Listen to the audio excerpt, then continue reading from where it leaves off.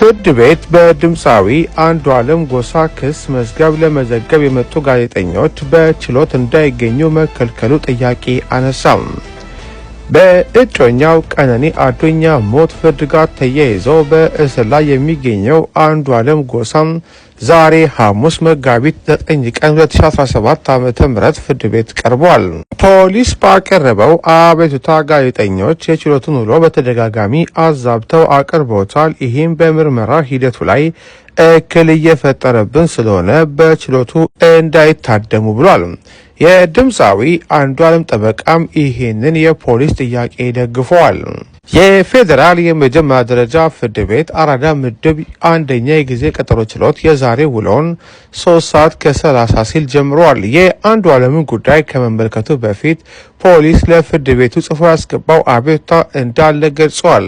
በፖሊስ አቤቱታ ደብዳቤ ላይ አንዳንድ ሚዲያዎች በችሎት ያልተነገረና ያልተባለ ጉዳይ ማለትም የቀነኒ ማስታወሻ ደብተር ጠበቃዋ ጋር አለ የሚልና ድምፃዊ አንዱዓለም ለዳግማ ትንሣኤ የሙዚቃ ኮንሰርት ስራ ስላለኝ የዋስትና መብቴ ይፈቀድልኝ የሚሉ ዘገባዎች እየወጡ ስለሆነ ፍርድ ቤቱ የሚዲያ አካላትን በችሎት እንዳይገኙ ያደርግልን ሲል ጠይቋል።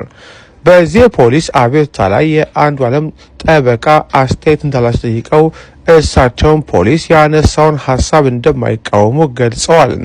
በዚህም መሰረት በችሎት የተገኙ የሚዲያ ባለሙያዎች ከፍርድ ቤቱ እንዲወጡ ተደርገዋል። የችሎቱን ውሎ አዛብቶ የዘገበ ጋዜጠኛ ካለ ወይም ካለች እርሱን ወይም እርሷን መርጦ ማገድ ሲቻል ሁሉንም ጋዜጠኞች በአንድ ላይ ማገዱ እንዳልተዋጠላቸው ስማቸው እንዲጠቀስ ያልፈለጉ ጋዜጠኞች ገልጸውልናል።